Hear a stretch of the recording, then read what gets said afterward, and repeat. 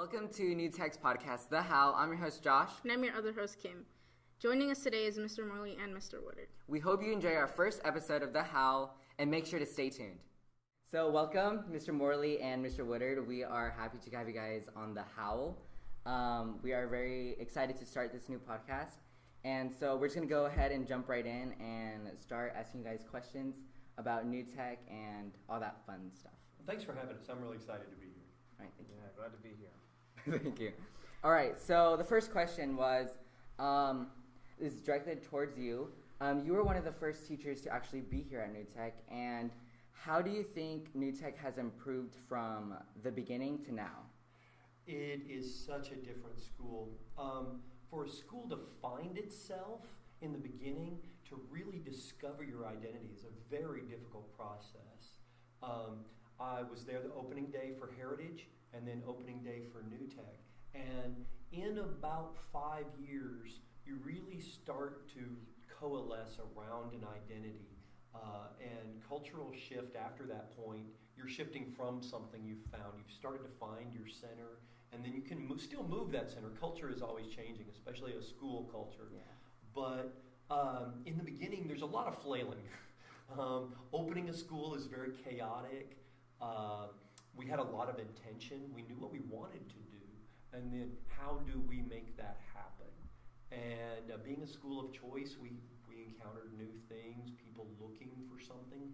We didn't know, what we were really getting into. Most of us came from public school, from large public schools here in Rogers. And then going to a charter school chartered by a public school was very new territory for so many of us, for the facilitators, for the director, Dr. Arbuckle. And there was just Dr. Arbuckle at the time. Yeah. We had one administrator, one secretary, and about a dozen facilitators, and that was it. That was our little school, and it was an amazing time. But trying to make our identity was really hard, and I think we're getting there. With a lot of fits and starts and mistakes and owning up to mistakes, which is way harder than making the mistakes. And moving that forward to where we want to be. Oh, that's good. Do you guys feel like you guys achieved your goal that you guys set out to have in the very beginning of the start of New Tech? Wow. I think we're getting there. I never want to, I never want to stand under a mission accomplished banner. Yeah. I'm going to still be looking to get better when they finally say, Mr. Morley, you can't teach anymore. You have to go to the house now. It's no more. Because that day's going to come, and they're going to. But hopefully, my best year of teaching will be my last. Yeah. That I've gotten better every year, and the best year for the school will always be next year. That's what I'm always looking. With that growth mindset and a growth culture, that. And there's going to be mistakes. We're going to have low points, and accepting that, and how do we grow from it and get better, and carry on is the really important thing. So, we're, academically, man, I'm super happy. Culturally, the big mistake last year with the cyber cafe, and really, it was just a break in feedback communication and what was important about our school and what was important to our school. It was amazing how one little change, and it really, was a culture crash. And to listen and understand and start to move that forward, and it's going to cost us a few carpet squares. Yeah. And, and that's what it's going to take. And I'm okay with that. I know the people that pay for carpet squares are less okay. But, to listen and know and make sure that we're better next year than we are this year, that's where I want to be. Okay, yes. Do you want to ask the next question? Oh, okay. So, for Mr. Woodard, what made you interested in joining New Tech? Well, when I was in college, they had a university course called Project-Based Instruction, which is really the same thing as project-based learning. And one of my assignments was to go observe a PBL, project-based learning school, and I got to come into New Tech. I guess it was the second year New Tech was open, and the attitudes of the students at New Tech seemed like there was something different about the school. I couldn't really put my finger on, but there was like a bigger sense of community. It looked like the students were a lot happier to be there, a lot more engaged with what was going on in the classroom. They seemed to be more invested and not just like treating school like it was a hoop to jump through. And I wanted to be a part of that. Nice. So you were also Mr. Morley's TA, right? Yeah. How was that experience? Fun. The best thing I could say. It was a lot of fun. It was like a really cool, I would say it was really useful as well because I got to try doing PBL things and I had essentially a coach there the whole time to let me experiment but also give me advice where I needed it, and that's kind of unique. I don't know that a lot of people get that much coaching. They might get someone in their class once a week, but I had someone every day getting to give me feedback on how I was doing. So. That's good. So in your guys' own words, how would you guys describe New Tech's social structure and how it differs from the regular high schools? Wow. The first thing I notice is that, because we're working in project groups constantly, there's a lot more back and forth between what you would normally see as social stratification. People don't go to their corner as much. Does it happen? Sure. We all want to be with people like us. We all want to find our tribe. But I think what our students learn, our learners gather, is that I've got to work with people who aren't like me.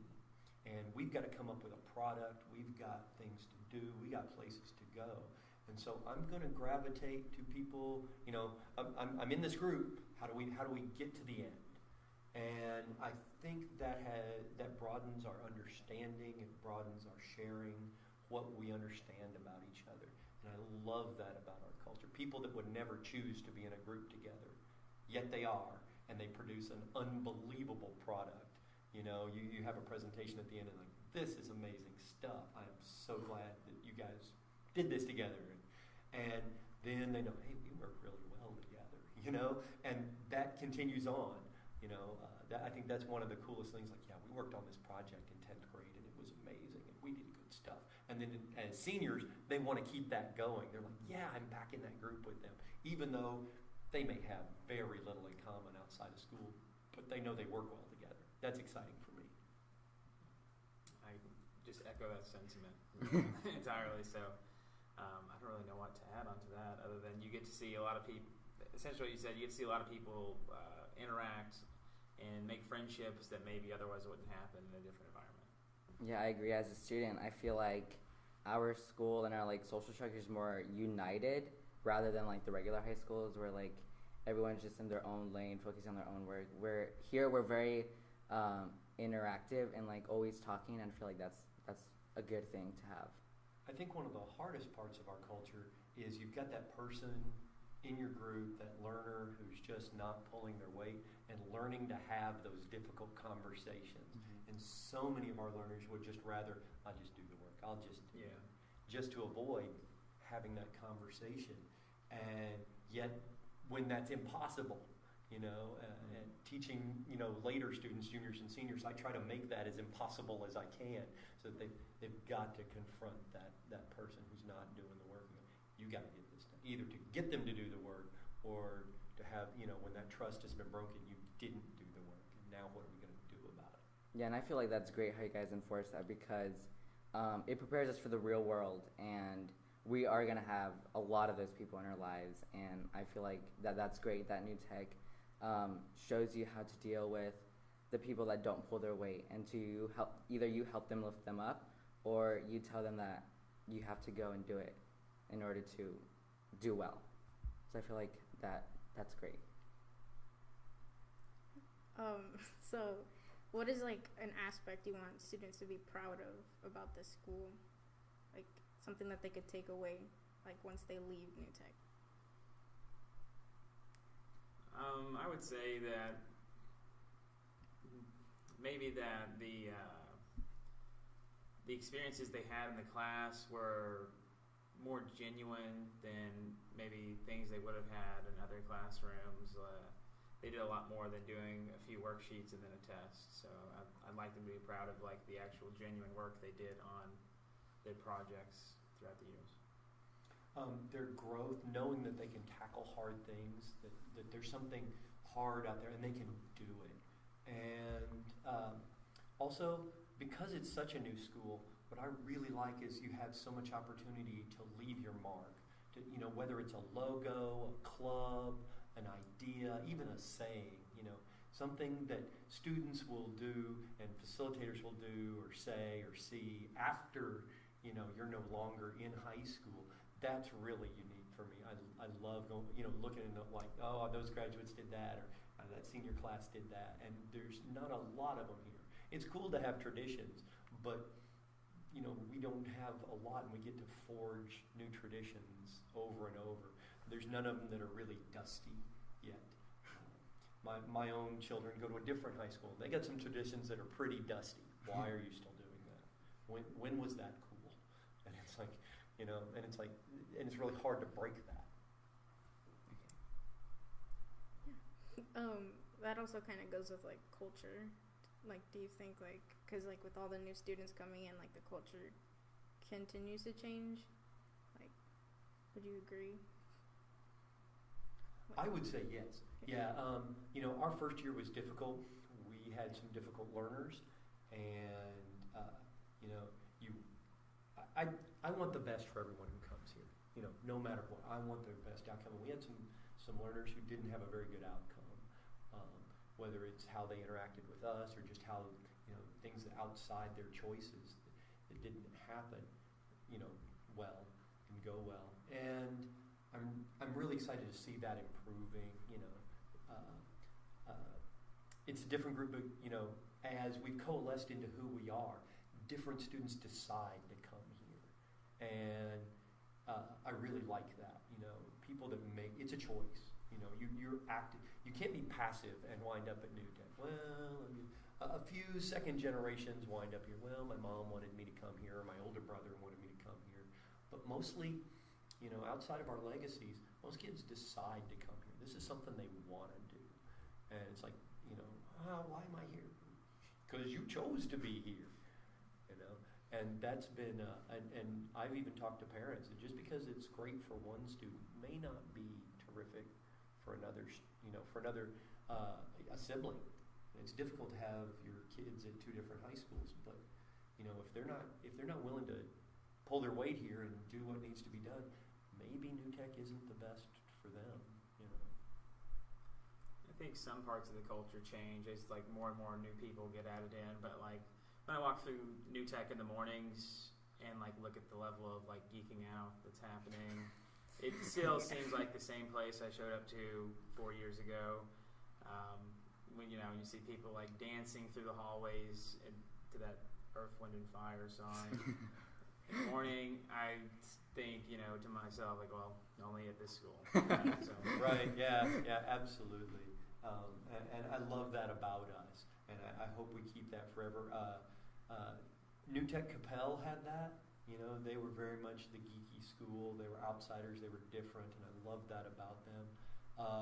Cross County, which was a whole school conversion, it wasn't quite as much like it still celebrated the geek. It still, individualism was terrific and all the strange little things, but they had everybody, and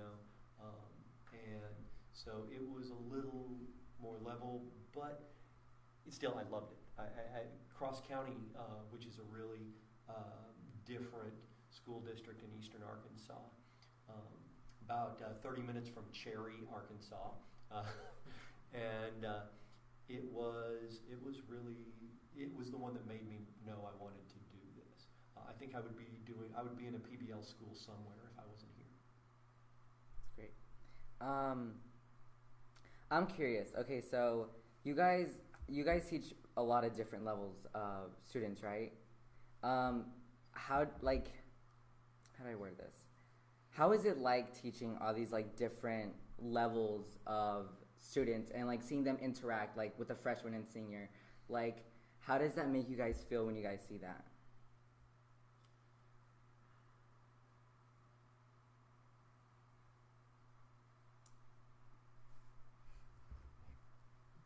to see like a younger student interacting with an older student. And, working together. Yeah, I guess it makes me feel like rewarded. I get to see it come full circle when the older students kind of start passing on the stuff that they've learned in the class to the younger students. I can think of a few examples, especially with like my TAs in chemistry being able to mentor other AP Chem students or even the kids in the pre-AP Chem classes.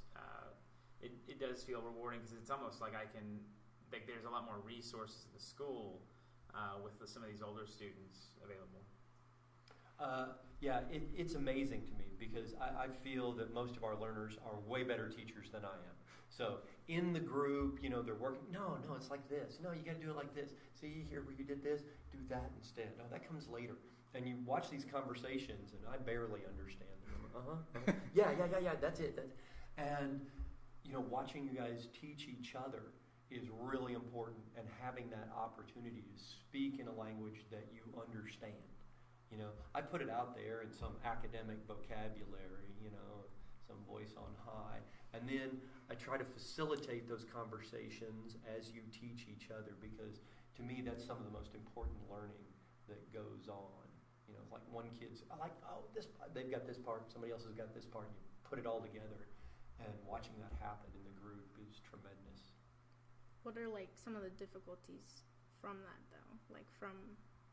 Is there any issues from an upperclassman with an underclassman working together?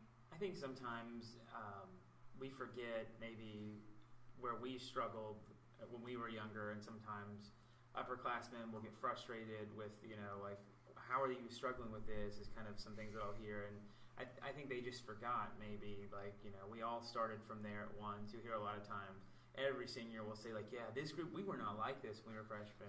You were like that.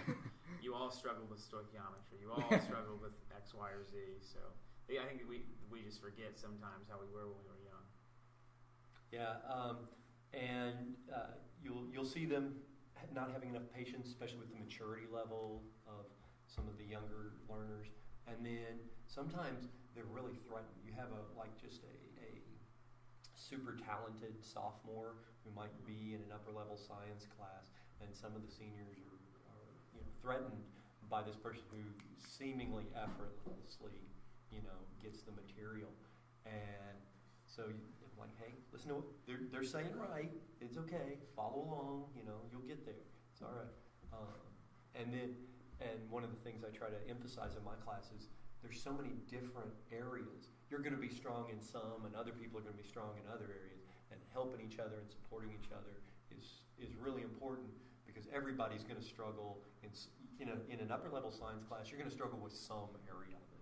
Something's going to be difficult. So speaking of all this difficulties that we can have at New Tech, and I know teaching isn't an easy job, dealing with all these different level kids, and some being more hard-headed than others. What keep you guys motivated to keep teaching every day? The students, or the learners, that's why I do the job. Is coming in and getting to interact with them and getting to see them grow and then exceed expectations that maybe they had of themselves is the reason I'm coming in. Yeah, the country I want, the United States, the Arkansas, the Northwest Arkansas that I want is populated by educated people. People who understand, people who grow, people who have empathy and sympathy. They're these well-rounded, thoughtful, people. And I don't need everybody to have a PhD. I certainly don't. But for them to know how to learn, and when a question comes up, for them not to revert to some, dogma or some, for them to inquire, for them to learn, and for them to understand where somebody else may be coming from. That's the kind of people I want, around me and in our country, and moving our country forward to solve problems, bring us together, and make this a better place. So how would you describe your high school experience?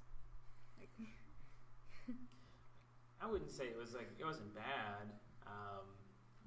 In fact, it was probably pretty decent. I had a particularly impactful teacher on me who kind of inspired me to want to give that same thing to other students. Now, when I look at New Tech, I definitely wish I would have went to this high school. Like when I look around at what's going on, there was none of the culture stuff at my high school. It was kind of more, what was the word used for it? Stratified, or yeah, it was more like that. It was more segregated into little groups of people, and it would have been nicer to belong to something more like New Tech. Yeah, I was a band geek.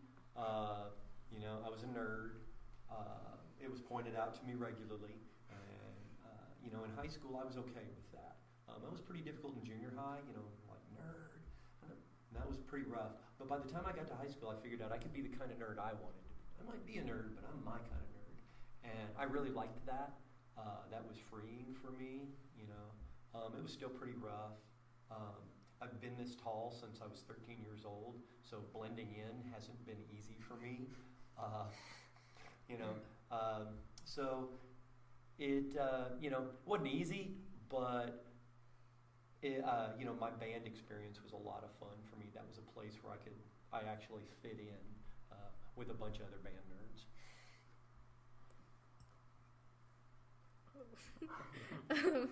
So what made you guys interested in teaching? For me, it was my teacher. I had a physics teacher, Wild Bill Merrifield, and some students got him, some students didn't, but he really loved physics. He loved the subject matter, and it made me fall in love with it too. I just loved teaching. I loved physics, and I loved the idea of teaching it. Originally, my plan was to be an engineer, make my first couple of million, and then retire to teaching. There was a few bumps along the way, but I really enjoyed teaching. I also had Dr. Gay Stewart was a physicist at the University of Arkansas who oversaw science teachers, and she was completely amazing. She's in West Virginia now, and so many of the science teachers in Northwest Arkansas are because of her. It's really easy to find at any high school in Northwest Arkansas some of her students. And her legacy just keeps going on and on. She's an amazing teacher, an amazing guide, coach to produce teachers.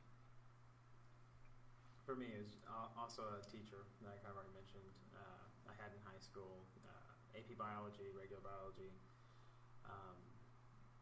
I just wanted to kind of provide to other people what he provided to me, I guess, whenever I was in high school. And yeah, that's what kind of got me into teaching.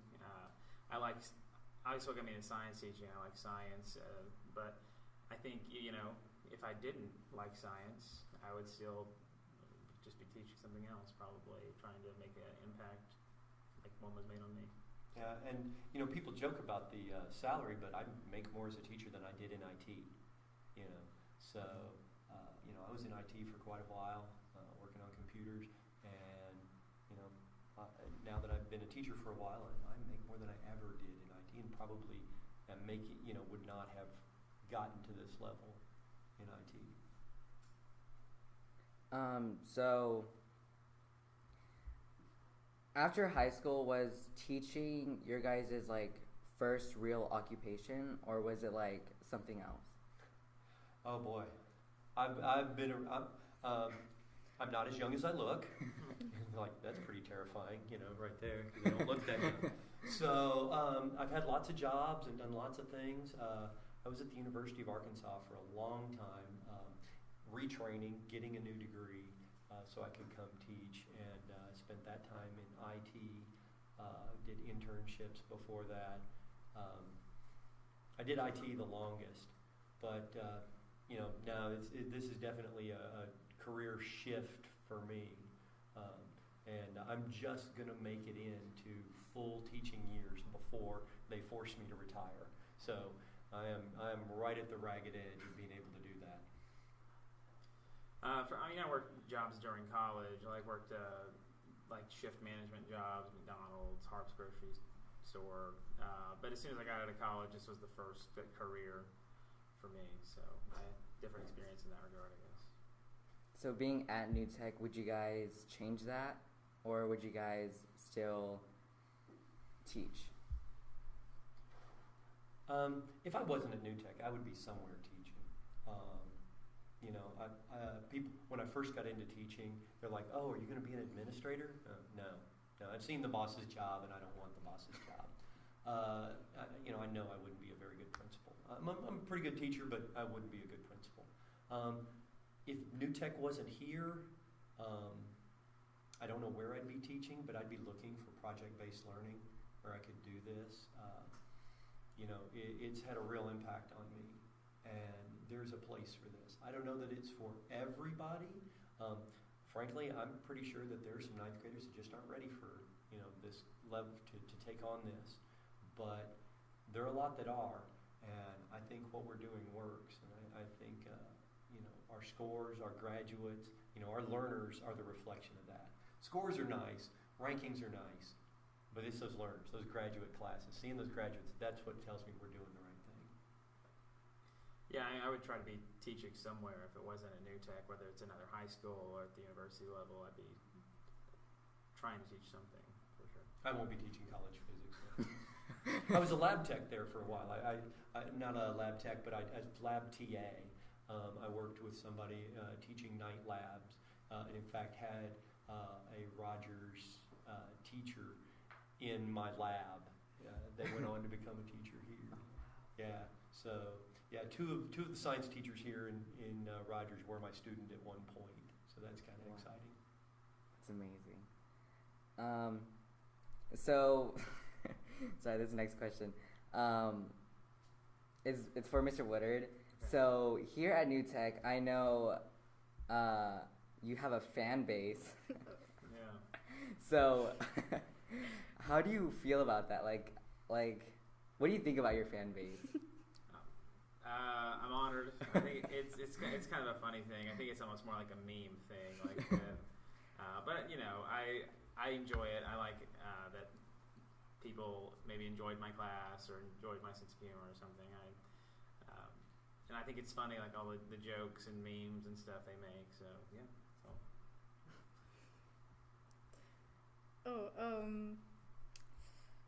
What made you want to teach at a high school rather than like a middle or elementary or college? I don't think I could teach at a middle school or elementary school. I just don't know that I have the skill set required to go to teach. Definitely elementary school. Maybe upper middle school I could. It's kind of like teaching ninth graders, but a little different. So high school just definitely seemed to fit my skill set more than the lower grades. It's the sarcasm. One of my observations was in kindergarten. I actually really considered teaching kindergarten. They want to learn. They're eager to learn. They're eager to please. They're leaky. So many fluids. So many fluids in kindergarten. And middle schoolers, you have that constant argument about bathing and deodorant and those kinds of things. And it's a constant issue. And I don't know that I was ready. I don't understand what motivates middle schoolers. I don't get it. Why did you do that? Why would you do that? But high school, I kind of get the ins and outs of it. I relate well to high school students, and I look forward. One of the worst weeks of teaching is the PD week before school starts, where we're here but the learners aren't. And it's the teachers, and I like seeing my colleagues, but I'm just like, this is and more, and then you guys come to pick up your computers, and I'm like, yeah, let's do this. This is all right. They should like run you guys through the first day or something. It's like, yeah, okay, let's go. Because once I see the students, I'm ready to go. It's on. I'm ready to go for the year. I will say that actually the decision was also made for me. One of my high school teachers was asked the same question: why do you teach high school and not middle school? And he said, in 6th grade, one time I had to break up a spit fight. And from then I knew that I could never do it. And once I heard about that, I was like, well, I too could never teach in middle school. Again, what's the meaning behind a spit fight? Yeah. Let's go through our decision process that led us to a spit fight. Wow. Okay, so you guys both teach science. And do you guys see yourselves teaching a different subject, or you guys are just set in stone in science? For me, yeah, I mean, that's the subject I'm most passionate about is science. The only thing I might be, I would say equally passionate about would be the philosophy or nature of science, but it's still just a different branch, really, of science. So, I teach math as well, and I've taught 2 sections of algebra here at New Tech with greater and lesser degrees of success. I really like working with struggling students in algebra, I enjoy that part of it, when they're struggling, like how can I get you to get this? How can we move you along? What's important for geometry that you need to know to move on to the next level? I really like that part. And to me, physics, there's a lot of math in physics. There's a lot of math in physics. So, that comes pretty naturally to me. And this year, teaching outdoor ed with Coach Gunnell, shout out. That's really exciting for me that we moved together. And I'm an avid outdoorsman, and I really like working the science outdoors. How does this apply to life in general? How does my knowledge of science apply to what I do on the weekends? and I forget to separate the fields sometimes because they're so intertwined, but engineering, I guess, as well. I like teaching engineering design principles in science classes, but they're so intertwined that I forget sometimes. Yeah, I mean, I've been accused of not teaching a physics class, but of teaching an engineering class, because I definitely use engineering methods in my teaching a lot. All right, well, thank you guys for talking to us. I really appreciate you guys taking time out of your day to come speak with us. This was really fun, and I'm glad I got to know you guys better because you guys are great teachers, and I see it in the classroom, and I just want to say thank you, and yeah. Thank you for watching this episode of The Howl. We will see you soon in the next episode of The Howl. Stay tuned.